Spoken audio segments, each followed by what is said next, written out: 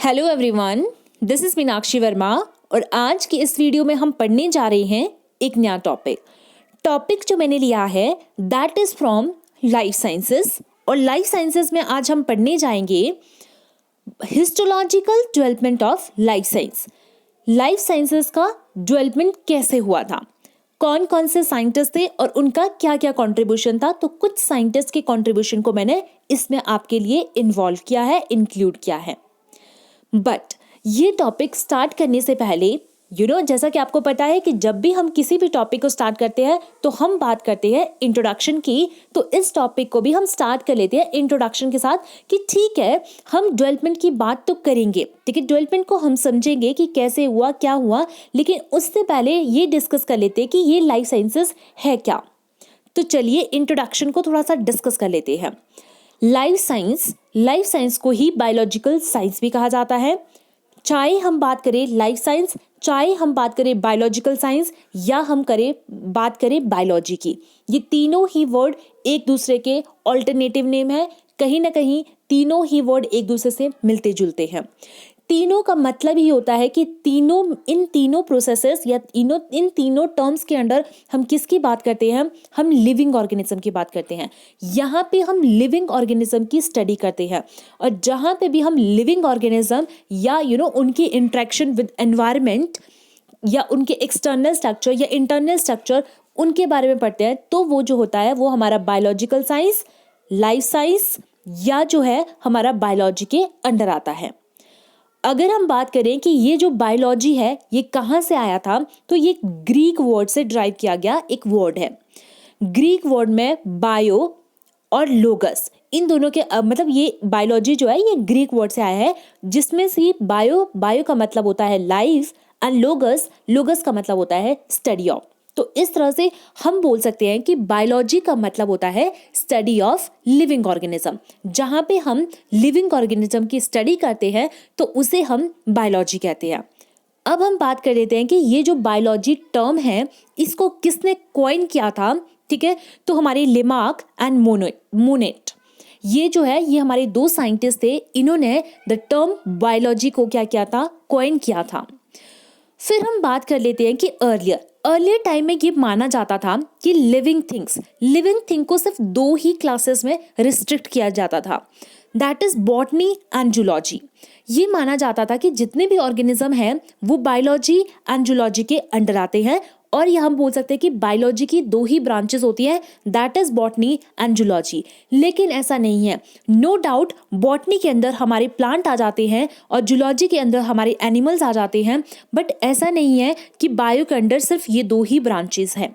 बहुत सारी जैसे जैसे टाइम आगे पास हुआ, ठीक है, with the passage of time बहुत सारी ब्रांचेस जो है वो हमारी लाइफ साइंस और बायोलॉजिकल साइंस के अंडर इंक्लूड की गई है, शामिल की गई है। जैसे कि हम बात करें माइक्रोबायोलॉजी, बायोटेक्नोलॉजी एक्सेट्रा। तो ये कुछ इंट्रोडक्शन था हमारा लाइफ साइंसेस को रिलेटेड, ठीक है। एक क्विक रिव्यू करवा देती हूँ मैं आपको कि हमने इसमें क्या क्या पढ़ा, क्या क्या बोला। तो मैंने आपको बोला कि बायोलॉजी हो, बायोलॉजिकल साइंस हो, लाइफ साइंस हो, तीनों का यही मतलब होता है कि हम यहाँ पे लिविंग ऑर्गेनिज्म की लाइफ के बारे में स्टडी करेंगे, ठीक है। फिर हमने बात की थी कि बायोलॉजी एक ग्रीक वर्ड से ड्राइव हुआ है, जिसमें बायो का मतलब होता है लाइफ एंड लोगस का मतलब होता है study of, that is again mean study of living organism. फिर हमने बात की थी कि ये बायोलॉजिकल टर्म को किसने कॉइन किया था, तो लेमार्क एंड मोनेट, ये दो साइंटिस्ट थे जिन्होंने बायोलॉजिकल टर्म को कॉइन किया था। फिर हमने बोला था कि जो अर्लियर टाइम था उसमें ये माना जाता था कि जो साइंसेस है ना, मतलब प्योर साइंस है, ठीक है, इसके अंदर जितने भी ऑर्गेनिज्म हैं, या हम बोले कि बायोलॉजी के अंदर दो ही मेन ब्रांचेस होती थी, that is botany and zoology. But ऐसा नहीं है, जैसे जैसे टाइम पास हुआ बहुत सारी और ब्रांचेस भी है इसके अंदर जो है इंक्लूड करती गई, मतलब बहुत सारी और ब्रांचेस भी इसके अंदर अब जो है इंक्लूड कर दी गई है। ओके, तो ये कुछ इंट्रोडक्शन था लाइफ साइंसेस का। होप सो आपको इंट्रोडक्शन क्लियर हो गया होगा। अब चलते हैं अपने मेन टॉपिक पे, एंड हमारा जो मेन टॉपिक है दैट इज डेवलपमेंट। हम बात करेंगे histological development of life sciences, कि लाइफ साइंसेस का डेवलपमेंट किस तरह से हुआ था। तो सबसे पहले हमारे आए थे एनेक्सिमेंडर। एनेक्सिमेंडर जो है वो एक फिलोसोफर थे, उनका जो बर्थ था वो इस ड्यूरेशन में हुआ था। एंड उनका उनको किस चीज़ के लिए क्रेडिट किया जाता है, ठीक है, क्रेडिटेड, उनको किस चीज़ के लिए क्रेडिट दिया जाता था, उन्होंने एक बुक लिखी थी नेचुरल साइंस पे, ठीक है, उन्होंने एक पोइम लिखी थी जिसका टाइटल ऑन नेचर। उनका क्या कहना था, उन्होंने एक उनकी जो पोइम थी उसमें उन्होंने क्या चीज़ प्रेजेंट की थी, उसमें उन्होंने प्रेजेंट किया था थ्योरी ऑफ इवोल्यूशन को। उन्होंने बताया था कि जो ह्यूमन बीइंग है, क्योंकि ह्यूमन बीइंग तो किसके अंडर आएगा, लाइफ साइंस के अंडर आएगा, बायोलॉजिकल साइंस के अंडर आएगा, तो इसीलिए हमने इन साइंटिस्ट को, दैट इज एनेक्सिमेंडर को यहाँ पे इंक्लूड किया है। इनका कहना था कि जो लाइफ है, सबसे पहले इन्होंने बोला था कि थ्योरी ऑफ इवोल्यूशन कैसे स्टार्ट हुआ, तो इनके अकॉर्डिंगली ऐसा था कि सबसे पहले फिश लाइक क्रिएचर, ओशन में क्या हुआ कि फिश लाइक, ठीक है, जो हमारे ओशंस होते हैं वहाँ पे फिश लाइक में छोटे छोटे फिश की तरह क्रिएचर देखे गए, और उन क्रिएचर में देखे गए थे स्केल्स भी, कि उनकी बॉडी में स्केल्स भी प्रेजेंट थे। जब वो ओशन में प्रेजेंट थे तो स्केल प्रेजेंट थे, लेकिन धीरे धीरे जैसे ही वो फिशेस है ना, और वो फिश लाइक क्रिएचर जैसे जैसे लैंड की तरफ गए तो ये देखा गया कि उनकी बॉडी ने क्या करना स्टार्ट कर दिया, वो जो स्केल्स थे वो शेड आउट करना स्टार्ट किया। और ये फिर माना गया कि जब जैसे जैसे वो लैंड पे पहुंचे और उनकी बॉडी से वो स्केल शेड आउट हुए, तो जो फिर ऑर्गेनिज्म बना वो ह्यूमन बना। ये इनका कहना था, इनकी थ्योरी या इनकी पोइम के अकॉर्डिंगली था, ठीक है। तो इस तरह से इनका कंट्रीब्यूशन ये था हमारी लाइफ साइंसेस के अंडर। नेक्स्ट हम बात करते हैं जीनोफैन का क्या कहना था, ये भी इन्होंने फॉसिल्स के बारे में बात की थी। इन्होंने बोला था कि फॉसिल्स, मतलब इन्होंने सबसे पहले क्या किया था, फॉसिल्स को देखा था, तो इन्होंने बोला था कि अगर फॉसिल्स है तो मतलब ये एक इंडिकेशन है। अब फॉसिल्स भी कहीं ना कहीं हमारे क्या जाएंगे, नो डाउट वो एक डेड रिमेन्स होते हैं, लेकिन उन्होंने बोला था बिकॉज वो अगर वहाँ डेड रिमेन ऑफ प्लांट और एनिमल्स होंगे ना, वो तो कहीं ना कहीं फॉसिल्स, तो इन्होंने बोला कि अगर फॉसिल्स है दैट मीन्स इंडिकेशन है कि वहाँ पे वाटर एंड मड होगा, तो ये क्या होते हैं, ये कुछ ना ये बिल्डिंग ब्लॉक्स होते हैं ना, जैसे कि आपको पता है कि चाहे प्लांट हो चाहे एनिमल हो, विदाउट वाटर वो सर्वाइव नहीं कर सकता है। तो मतलब इस तरह से इन्होंने लाइफ के बारे में, मतलब चाहे छोटे छोटे ऑर्गेनिज्म ही होंगे, लेकिन कहीं ना कहीं उनकी इस प्रोसेस से ये भी बताया गया, चाहे उन्होंने फॉसिल्स के ही बारे में बताया, लेकिन लाइफ साइंसेस के अंडर इनका कंट्रीब्यूशन गया, इसीलिए इन साइंटिस्ट को भी जो है वो इसके हिस्टोलॉजिकल डेवलपमेंट के अंडर रखा गया है और आपकी बुक्स में इंक्लूड किया गया है। फिर अगर हम बात करें हिपोक्रेट्स का क्या कहना था, हिपोक्रेट्स का लाइफ ड्यूरेशन उनका ये था, और उनका कहना था कि ह्यूमन की जो बॉडी होती है वो 4 कंपोनेंट से मिलके बनी होती है और 4 फ्लूइड से मिलके बनी होती है। ये किसका कहना था, ये हिपोक्रेट्स का कहना था। फिर उसके बाद जो हमारे साइंटिस्ट आए that is Aristotle, and Aristotle के बारे में तो बताने की मेरे को जरूरत भी नहीं होगी, क्योंकि आपको पता है कि आप सभी लाइफ साइंसेस बैकग्राउंड से हो। तो लाइफ साइंस या हम बोले बायोलॉजी या हम बोले बायोलॉजिकल साइंस के फील्ड में इनका जो कंट्रीब्यूशन था वो बहुत ही अमेजिंग कंट्रीब्यूशन था।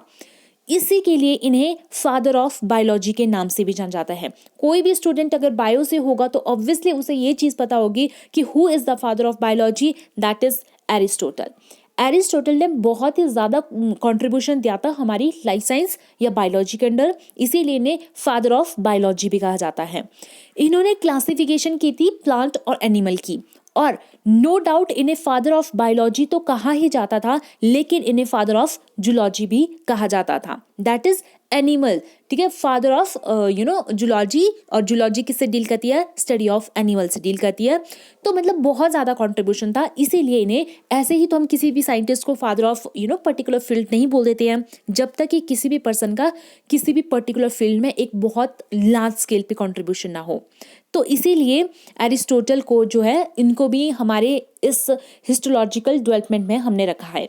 नेक्स्ट इज रॉबर्ट हुक 1665 में इन्होंने क्या किया था, सेल्स को डिस्कवर किया था, ठीक है। अगर हम बात करें रॉबर्ट हुक की, तो रॉबर्ट हुक ने 1665 में सेल को डिस्कवर किया था, और सेल को इन्होंने कैसे डिस्कवर किया था, जैसे मान लो ये प्लांट है, ठीक है, ये क्या है, ये मान लो हमारा सॉर्ट ऑफ प्लांट है। अब प्लांट में ये जो होता है दैट इज स्टेम। अगर हम बात करें स्टेम की, तो स्टेम से इन्होंने क्या लिया था, एक एक छोटा सा पीस ले लिया था, और उस पीस को इन्होंने क्या किया था, मतलब बार्क मतलब ये स्टेम की जो आउटर मोस्ट कवरिंग होती है उसको बार्क कहा जाता है। और बार्क से इन्होंने क्या लिया था, एक छोटा सा पार्ट लिया था, और उनको इन्होंने किसके अंदर देखा था, माइक्रोस्कोप के अंदर देखा था। जब इन्होंने इनको माइक्रोस्कोप के अंदर देखा तो उन्हें एक स्मॉल बॉक्स लाइक स्ट्रक्चर दिखे, और उन्हीं स्मॉल बॉक्स लाइक स्ट्रक्चर को रॉबर्ट हुक ने सेल कहा था। ठीक है, तो इस तरह से कहीं ना कहीं अब सेल की ओर डिस्कवरी स्टार्ट हो गई थी। उसके बाद आए थे हमारे ल्यूवेन हुक, जिसके बारे में हमने यहाँ पे बोला ना कि प्रिमिटिव माइक्रोस्कोप। तो ये जो माइक्रोस्कोप का जो कंट्रीब्यूशन था, ये किसने दिया था, ल्यूवेन हुक ने दिया था। ल्यूवेन हुक ने पहले सिंपल टाइप के जो आज तो बहुत ज़्यादा एडवांसमेंट हो चुकी है, तो electron microscope, light microscope, compound microscope, बहुत सारी माइक्रोस्कोप की डिस्कवरी हो चुकी है। लेकिन अगर हम बात करें एशियन टाइम में, या हम बोले सबसे जो प्रिमिटिव माइक्रोस्कोप था, ये जो स्टार्टिंग में जो माइक्रोस्कोप आया था वो किसने दिया था, तो वो ल्यूवेन हुक ने दिया था। और इसके साथ साथ इन्होंने किसकी डिस्कवरी की थी, स्पर्म सेल की डिस्कवरी की थी। ठीक है, स्पर्म सेल की डिस्कवरी का क्रेडिट भी इन्हें जाता है। और इसके साथ साथ ठीक है, इन एडिशन टू दैट इनका क्या क्या कंट्रीब्यूशन था, एक तो इन्होंने माइक्रोस्कोप को डिस्कवर किया था, स्पर्म सेल को डिस्कवर किया था, जिसको इन्होंने माइक्रोस्कोप के अंदर देखा था फिर और उसके बाद इन्होंने क्या किया था, फर्टिलाइजेशन। द टर्म फर्टिलाइजेशन को भी इन्होंने बता दिया था कि फर्टिलाइजेशन क्या होती है। उन्होंने ये बोला था कि जब हमारा जो स्पर्म होता है एंड जो एग है, जब इन दोनों का फ्यूजन होता है तो क्या होता है, तब फर्टिलाइजेशन होती है, ऐसा इनका कहना था। ठीक है, इन्होंने ये चीज़ बता दी थी, लेकिन इस चीज़ को फिर ऑब्जर्व करने में भी हमारे 100 ईयर्स लग गए थे। ठीक है, फिर हम बात करते हैं नेक्स्ट। अब हम 2 बुक्स की बात करेंगे। अगर हम 2 बुक्स की बात करेंगे तो उनके नाम है वेदास एंड उपनिषाद्स। ठीक है, प्रोनाउंसिएशन आप देख लेना। अब ये जो 2 बुक थी उनमें किस चीज़ का डिस्क्रिप्शन दिया था, उनमें प्लांट्स और उनके पार्ट, मतलब इन दोनों बुक्स में प्लांट के जो डिफरेंट टाइप के प्लांट होते हैं, जैसे कि आपको पता है कि जो प्लांट्स होते हैं, जैसे हमारी थैलोफाइटा होते हैं, ब्रायोफाइटा होते हैं, टेरिडोफाइटा होते हैं, एंजियोस्पर्म्स होते हैं, जिम्नोस्पर्म्स होते हैं। ये क्या है, ये हमारे डिफरेंट टाइप के प्लांट्स होते हैं। तो इन डिफरेंट प्लांट के क्लासिफिकेशन के बारे में इन बुक्स में इन्होंने लिखा था, और इन बुक्स में इन प्लांट्स की डिस्कवरी और उनके पार्ट्स और उनके क्या क्या यूजेस होते हैं, क्योंकि एशियन टाइम में जो प्लांट्स होते थे वो बहुत ही इंपॉर्टेंट रोल प्ले करते थे।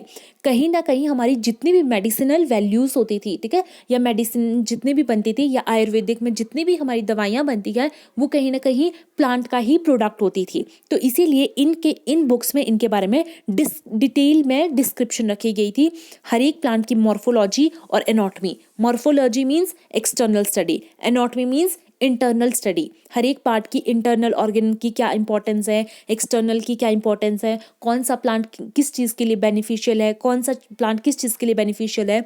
तो इन सब का कॉन्ट्रीब्यूशन जो है मेजरली इन बुक्स में बताया गया था। फिर हम बात करते हैं 2 एमिनेंट इंडियन स्कॉलर्स आए थे। ठीक है, 2 बहुत ही ज़्यादा इंडियन स्कॉलर थे, that is Charka and Sushruta. ठीक है, अगेन बोलूँगी आपको कि आप प्रोनाउंसिएशन अपने एंड से देख लेना। ये दोनों क्या थे, ये इंडियन एमिनेंट स्कॉलर्स थे। इन्होंने नॉलेज ऑफ डाइवर्सिटी, ठीक है, इन्होंने डाइवर्सिटी के बारे में बताया था कि ठीक है, अब प्लांट के बारे में हमने पढ़ लिया, एनिमल के बारे में हमने पढ़ लिया, तो इन्होंने बताया था कि जो डाइवर्सिटी है वो होती क्या है। अगर हम डाइवर्सिटी की बात करें, मैं आपको डाइवर्सिटी समझाती हूँ कि डाइवर्सिटी क्या होता है। डाइवर्सिटी होता है कि जैसे मान लो ये पर्टिकुलर एक एरिया है, ठीक है, ये पर्टिकुलर एक एरिया है, तो यहाँ पे कितने डिफरेंट टाइप के organism, plant, animal, micro organism है ना, मैक्रो ऑर्गेनिज्म, वायरस, फंजाई, जो भी मतलब डिफरेंट टाइप के ऑर्गेनिज्म एक पर्टिकुलर एरिया में प्रेजेंट होते हैं, तो उसको क्या कहा जाता है, उसको डाइवर्सिटी कहा जाता है। तो इनका ये कहना था, तो इन्होंने बताया था कि नॉलेज ऑफ डाइवर्सिटी, कि डाइवर्सिटी का क्या इंपॉर्टेंस है, क्या होती है डाइवर्सिटी और उसकी इंपॉर्टेंस क्या है, क्यों डाइवर्सिटी होना इंपॉर्टेंट है। ठीक है, अगर मान लो बहुत सारे, क्योंकि प्लांट बहुत ज़्यादा इंपॉर्टेंट होते हैं, ठीक है, अगर प्लांट ही होते, अगर एनिमल नहीं होते, तो क्या उनको कोई यूज़ करता, या ठीक है अगर प्लांट है लेकिन प्लांट में भी तो डाइवर्सिटी होनी चाहिए, ठीक है, एल्गे भी होनी चाहिए, प्लांट्स भी होने चाहिए, सॉरी फंजाई भी होने चाहिए, एंजियोस्पर्म, जिम्नोस्पर्म, ये सब क्या है, ये भी प्लांट के अंडर फर्दर क्लासिफिकेशन है। तो ये क्या है, ये है प्लांट की डाइवर्सिटी। तो इन्होंने डाइवर्सिटी पे मेन इनका फोकस था कि डाइवर्सिटी क्या होती है और उसकी क्या इंपॉर्टेंस है। और इन्होंने भी बात की थी यूटिलिटी ऑफ प्लांट, मतलब प्लांट के यूजर्स के बारे में बताया था कि कौन, जैसे मान लो हम बोलते हैं ना हमारा नीम का प्लांट होता है, उसकी बहुत ज़्यादा मेडिसिन वैल्यू होती है, हमारा पीपल का प्लांट होता है। तो इस तरह से इन्होंने अलग अलग प्लांट की मेडिसिनल या जो भी मतलब उनकी वैल्यूज़ थे उनके बारे में बताया था। नो डाउट ऐसा नहीं है कि सिर्फ मेडिसिनल, बहुत सारे और भी पर्पस होते हैं प्लांट के। तो मतलब प्लांट के क्या क्या यूजेस है किस पर्टिकुलर प्लांट के, तो उनके बारे में इन्होंने अपना कॉन्ट्रीब्यूशन दिया था। उसके बाद आए थे हमारे Theophrastus. Theophrastus student of Aristotle थे। जैसे कि आपको पता है, जैसे मैं आपको भी पढ़ा चुकी हूँ कि एरिस्टोटल क्या थे, हमारी फादर ऑफ बायोलॉजी थे as well as father of zoology उन्हें कहा जाता था। तो हमें पता है कि जो हमारी बायोलॉजी होती है, बायोलॉजी को हमने 2 क्लासेस में डिवाइड किया, that is botany and zoology, ठीक है। इसमें हमने उनको क्या किया, क्लासिफाई किया। तो हमने बोल दिया कि बायोलॉजी के जो फादर है वो है एरिस्टोटल एंड जूलॉजी के भी फादर है एरिस्टोटल।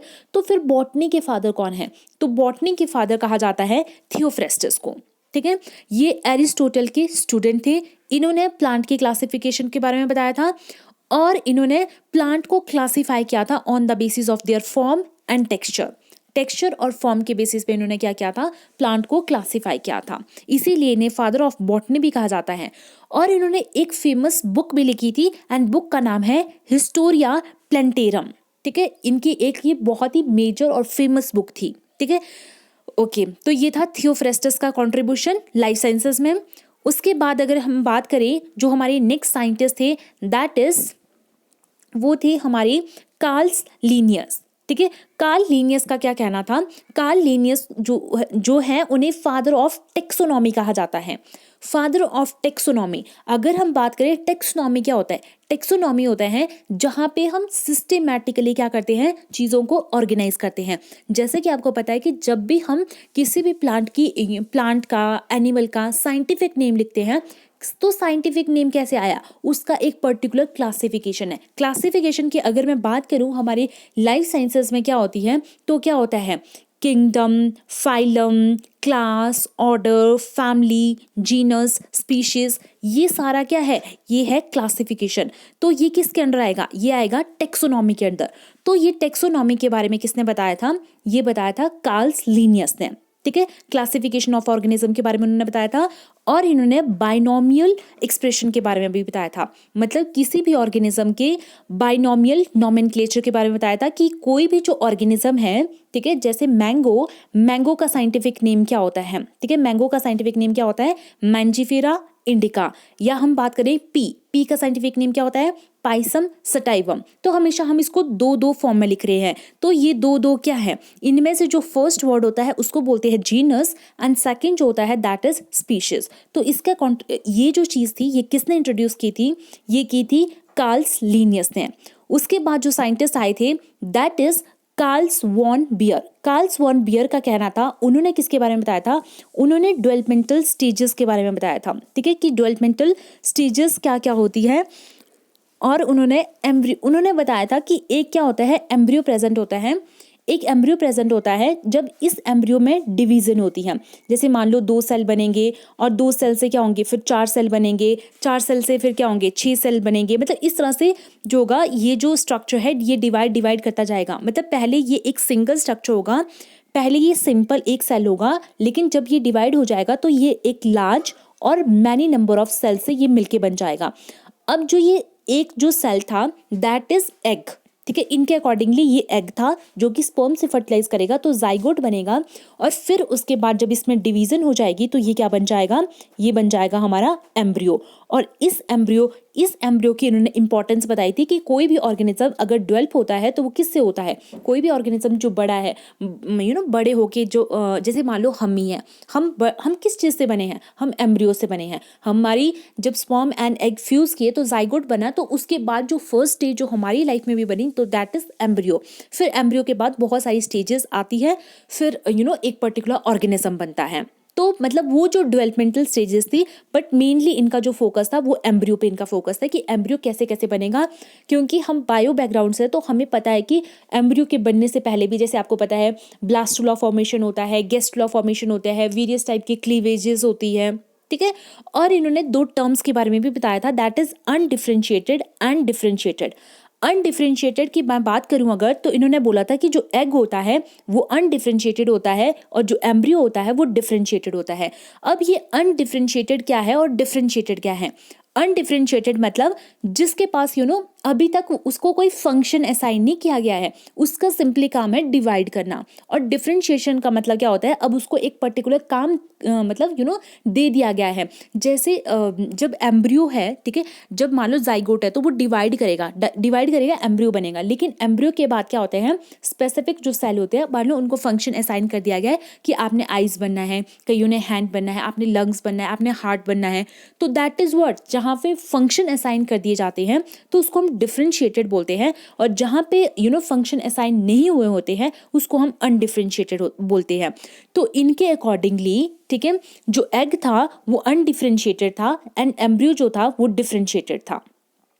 नेक्स्ट हमारे आए थे one of the very very famous scientist, that is G J. Mendel. G J. Mendel जो थे वो हमारे क्या थे, उन्हें हम फादर ऑफ जेनेटिक्स कहते हैं, ठीक है। फादर ऑफ जेनेटिक्स कहते हैं क्योंकि उनका जेनेटिक्स की फील्ड में बहुत ही ज़्यादा बहुत ही मेजर कंट्रीब्यूशन जो था उन्होंने जेनेटिक्स में दिया था। अगर हम जेनेटिक्स में बात करें तो जेनेटिक्स में हम किन किन चीज़ों के बारे में पढ़ते हैं? जेनेटिक्स में हम जनरली जीन्स के बारे में पढ़ते हैं, क्रोमोसोम्स के बारे में पढ़ते हैं, बात करते हैं हम कि डीएनए के ऊपर जीन्स प्रेजेंट होती है तो उनका काम क्या होते हैं। लेकिन अगर हम बात करें जी.जे. मेंडल की, तो उन्होंने जब अपना जब काम स्टार्ट किया था तो उन्होंने किस पे स्टार्ट किया था अपना काम करना? तो उन्होंने पी प्लांट पे अपना काम करना जो है स्टार्ट किया था। उनका जो मेजर जो कंट्रीब्यूशन था वो पी प्लांट पे था, ठीक है। और जिसको हम गार्डन पी, स्पेशली हम उसको क्या बोलते हैं, गार्डन पी, हम उनको गार्डन पी के नाम से भी जानते हैं। इनका जो मेजर जो काम था वो इस पे था, दैट इज गार्डन पी पे था। इन्होंने क्या किया था, हर एक, जब इन्होंने पी प्लांट को सिलेक्ट किया था तो इन्होंने देखा था कि जितने, इन्होंने क्या किया था, 7 कैरेक्टर को लिया था। और उन 7 कैरेक्टर को जब इन्होंने लिया था तो उन्होंने देखा था कि हर एक वो जो 7 कैरेक्टर थे वो क्या थे, वो कॉन्ट्रास्टिंग कैरेक्टर, मतलब कॉन्ट्रास्टिंग ट्रेड्स थे उसके। कॉन्ट्रास्टिंग ट्रेड का मतलब क्या, जैसे इनके एक कैरेक्टर की मैं बात करती हूँ, जैसे हाइट ऑफ प्लांट, ठीक है, हाइट ऑफ प्लांट इनका एक कैरेक्टर था। तो हाइट ऑफ प्लांट में भी एक टॉल होगा, एक ड्वार्फ होगा। तो इस तरह से इन्होंने बताया था लाइफ साइंसेस के अंदर कि डोमिनेंस का क्या मतलब, डोमिनेंस क्या होती है, रिसेसिव डोमिनेंट एलील क्या होती है, रिसेसिव एलील क्या होती है। तो ये जो सारा जो कंट्रीब्यूशन था, या हम बोले जेनेटिक्स के फील्ड में जो स्टार्ट, इन्होंने जो काम करना जो स्टार्ट किया था वो जी.जे. मेंडल के बारे में आया था, जी.जे. मेंडल की वजह से आया था। फिर बाद में तो हमारी बहुत सारे साइंटिस्ट आए और उन्होंने अपना अपना कॉन्ट्रीब्यूशन दिया। उसके बाद हम बात करते हैं हमारे लास्ट साइंटिस्ट की, that is Watson and Crick. अगर हम बात करें वॉटसन एंड क्रिक की, तो ये भी कहीं ना कहीं बहुत ही फेमस साइंटिस्ट है, ठीक है। ये दोनों ही बहुत ज़्यादा फेमस साइंटिस्ट हैं। इन्होंने 1953 में क्या किया था, डीएनए का स्ट्रक्चर दिया था। डीएनए जैसे कि आपको पता है, deoxy ribo nucleic acid, DNA genetic material. हमारी जो लिविंग ऑर्गेनिज्म होते हैं, मोस्टली जितने भी लिविंग ऑर्गेनिज्म होते हैं, चाहे वो प्लांट हो चाहे वो एनिमल हो, उनकी बॉडी का एक जेनेटिक मटेरियल होता है और उस जेनेटिक मटेरियल को हम डीएनए बोलते हैं। एक्सेप्ट वायरसेस, जितने भी ऑर्गेनिज्म होते हैं उनका जो जेनेटिक मटेरियल होता है वो हमेशा ही डीएनए होता है। अब जेनेटिक मटेरियल का मतलब क्या होता है? जेनेटिक मटेरियल का मतलब होता है जो इन्फॉर्मेशन को पास करेगा, ठीक है, from one generation to another generation, या जिसकी वजह से हमारे जितने भी कैरेक्टर है, जो हमारी हाइट क्या होगी, हमारा कलर क्या होगा, हमारी आईज का कलर कैसा होगा, तो वो कौन कंट्रोल करता है? जिसके पास हमारी बॉडी की सारी इंफॉर्मेशन होती है, तो दैट इज जेनेटिक मटेरियल। और फिर उन्होंने डीएनए और ये भी बताया था कि जो डीएनए है वो रेप्लिकेट करता है। रेप्लिकेट मतलब अपनी ही डुप्लीकेट कॉपी भी बनाएगा। तो इस तरह से ये कुछ साइंटिस्ट थे जो मैंने आपके लिए इंक्लूड किए थे कि क्या क्या कौन कौन से वेरियस साइंटिस्ट थे जो हमारी लाइफ साइंसेस फील्ड से रिलेटेड है और उनका वेरियस क्या क्या कंट्रीब्यूशन था। तो अब मैं आपको फटाफट से एक बार क्विक रिव्यू करवा देती हूँ। अब ये नहीं है कि आपने ना यही साइंटिस्ट लिखने हैं, आप कोई और साइंटिस्ट भी लिख सकते हो, बट बुक में क्योंकि मुझे इतना ही कंटेंट मिला तो मैं आपके लिए इतना ही ले पाई। ले आ पाई। तो अगर आप चाहो तो आप इसमें और भी चीज़ें ऐड कर सकते हो। तो अब मैं आपको फटाफट से रिकॉल करवा देती हूँ, रिवाइज करवा देती हूँ कि हमने क्या क्या पढ़ा था। तो फर्स्ट हमने पढ़ा था एनेक्सीमैंडर। एनेक्सीमैंडर में हमने बोला था, उन्होंने मेनली एक उनकी जो पोइम थी, उनकी जो बुक में उन्होंने एक पोइम दी थी, तो उनके अकॉर्डिंगली ये था कि जो ओरिजिन हुआ है वो एक फिश से हुआ है, और जो फिश लाइक एक क्रिएचर से हुआ है ना, फिश की तरह दिखने वाले किसी एक क्रिएचर से हुआ है, जिसकी बॉडी में पहले स्केल्स थे जब वो ओशन में रहते थे। लेकिन धीरे धीरे जैसे जैसे वो क्रिएचर लैंड की तरफ आने लगे, तो उन्होंने अपनी बॉडी से वो स्केल्स हटाना स्टार्ट कर दिया, मतलब शेड आउट करना स्टार्ट कर दिया, और फिर जो ऑर्गेनिज्म बना उसको ह्यूमन कंसिडर किया गया इनके अकॉर्डिंगली। नेक्स्ट हमारे आए थे जीनोफेंस। जीनोफेंस ने ये बोला कि इन्होंने फॉसिल्स पे अपना काम किया था। इनका ये कहना था कि फॉसिल्स जो होते हैं, अगर फॉसिल्स प्रेजेंट है तो सो ऑब्वियस है वहाँ पे वाटर एंड मड भी क्या होगी, प्रेजेंट होगी। तो ये ऐसा कुछ कंट्रीब्यूशन इनका कहना था। नेक्स्ट हमारे हिपोक्रेट्स आए थे, एंड इनका कहना था कि कोई जो ह्यूमंस हैं उनकी जो बॉडी है वो 4 हमारे एलिमेंट से मिलके बनी होती है और 4 फ्लूइड से मिलके बनी होती है। एलिमेंट्स में इन्होंने जैसे वाटर का ले लिया था, एयर ले लिया था, इस तरह से इनके कुछ 4 एलिमेंट की इन्होंने बात की थी। और फ्लूइड में जैसे एक ब्लड की इन्होंने बात की थी, और इन्होंने बाइल पिगमेंट की भी बात की थी। इस तरह से कुछ 4 फ्लूइड के बारे में इन्होंने बात की थी। उसके बाद हमारे एरिस्टोटल आए थे। एरिस्टोटल जिन्हें कि फादर ऑफ बायोलॉजी कहा जाता है, और इन्हें फादर ऑफ जूलॉजी भी कहा जाता है। ये बहुत ही ज़्यादा फेमस और वन ऑफ द कहीं ना कहीं, ऑब्वियसली ये फादर ऑफ बायोलॉजी है, तो इनका ग्रेट कंट्रीब्यूशन क्या था हमारी लाइफ साइंसेस के अंदर। उसके बाद आए थे रॉबर्ट हुक। रॉबर्ट हुक ने सेल पे काम किया था कि सेल क्या होता है, उसका स्ट्रक्चर क्या है, और इन्होंने इसको माइक्रोस्कोप के अंदर देखा था, और जो लिया था वो लिया था प्लांट की बार्क से। उसके बाद आए थे ल्यूवेनहुक। ल्यूवेनहुक ने क्या किया था, माइक्रोस्कोप की डिस्कवरी की थी। उन्होंने प्रिमिटिव टाइप ऑफ माइक्रोस्कोप की बात की थी कि पहले टाइम में माइक्रोस्कोप कैसे होते हैं, तो उनके बारे में इन्होंने बात की थी। और इन्होंने स्पर्म की डिस्कवरी भी की थी, और फर्टिलाइजेशन का इन्होंने एक आइडिया दे दिया था कि हाँ, फर्टिलाइजेशन जैसा भी कोई कॉन्सेप्ट होता है। फिर उसके बाद हमने 2 बुक के बारे में बात की थी। फिर हम वहाँ पे जिसके उन 2 बुक्स में वो जो 2 बुक्स थी वो थी ये, और उनमें जिसके बारे में बात की थी प्लांट और उनके पार्ट्स के बारे में डिटेल स्टडी बताई गई थी। उनकी मॉर्फोलॉजी, हर एक प्लांट की मॉर्फोलॉजी क्या है, एनाटॉमी क्या है, जो भी प्लांट उस टाइम पे अवेलेबल थे उसके बारे में इन बुक्स में देखने को मिला। नेक्स्ट हमारे 2 इंडियन एमिनेंट साइंटिस्ट थे, जिन्होंने क्या किया था, डाइवर्सिटी के बारे में बताया था कि डाइवर्सिटी होना क्यों इंपॉर्टेंट है, डाइवर्सिटी की क्या इंपॉर्टेंस है हमारी रियल लाइफ में। उसके बाद आए थे हमारे Theophrastus. Theophrastus father of botany भी इन्हें कहा जाता है, और इन्होंने क्या किया था, प्लांट की क्लासिफिकेशन के बारे में बात की थी, और प्लांट को क्लासिफाई किया था फॉर्म एंड टेक्सचर के बेसिस पे। इन्होंने एक बुक भी लिखी थी जिसको बोला था हॉस्टीरिया प्लांटेरियम। उसके बाद आए थे कार्ल्स लिनियस। कार्ल्स लिनियस ने टेक्सोनॉमी के बारे में बात की थी, मतलब एक सिस्टमैटिक क्लासिफिकेशन की बात की थी, चाहे वो प्लांट हो चाहे वो एनिमल हो। और इन्होंने बाइनोमियल नॉमेनक्लेचर के बारे में बताया था कि जब भी आप किसी का साइंटिफिक नेम लिखोगे तो उसमें एक जीनस होगा और एक स्पीशीज होगा। उसके बाद हमारे कार्ल वॉन आए थे, एंड उन्होंने क्या किया था, उन्होंने वेरियस डेवलपमेंटल स्टेजेस के बारे में बताया था कि पहले किस तरह से एम्ब्रियो से जाइगोट बना, जाइगोट से फिर हमारा क्लीवेज हुई, क्लीवेज से गेस्टुला, ब्लास्टुला, और किस तरह से मतलब फाइनली हमारा एम्ब्रियो एंड ऑल, मतलब किस तरह से एक कोई भी जो बेबी है या हम बोल सकते हैं फीटस है वो डेवलप होता है, उसके बारे में इन्होंने बताया था। उसके बाद हमारे आए थे जीजे मेंडल। एंड जीजे मेंडल ने जो है अपना बहुत ही ज़्यादा मेजर जो कंट्रीब्यूशन दिया था, दैट इज़ ऑन जेनेटिक्स, जहाँ पे हम जीन्स, एलील्स, डोमिनेंट कैरेक्टर क्या होते हैं, रिसेसिव कैरेक्टर क्या होते हैं, उनके बारे में स्टडी करते हैं। तो ये जो सारा आइडिया था ये हमें जीजे मेंडल ने दिया था। उसके बाद जो मैंने लास्ट साइंटिस्ट यहाँ पे इंक्लूड किया है, that is Watson and Crick. इन्होंने DNA as a genetic material या डीएनए के जो स्ट्रक्चर थे उसको बताया था कि डीएनए किस तरह का होता है, वो डबल हेलिक्स होता है, वो शुगर, फॉस्फेट और नाइट्रोजनस बेसिस से मिलके बना होता है। तो मतलब डिटेल स्ट्रक्चर के बारे में उन्होंने बताया था, और बताया था कि डीएनए क्यों इंपॉर्टेंट होता है हमारी लाइफ में या किसी भी लिविंग ऑर्गेनिज्म की लाइफ में। तो इस तरह से मैंने इस टॉपिक को आपके सामने प्रेजेंट किया है। आप चाहे तो इसमें और भी साइंटिस्ट को इन्वॉल्व कर सकते हो।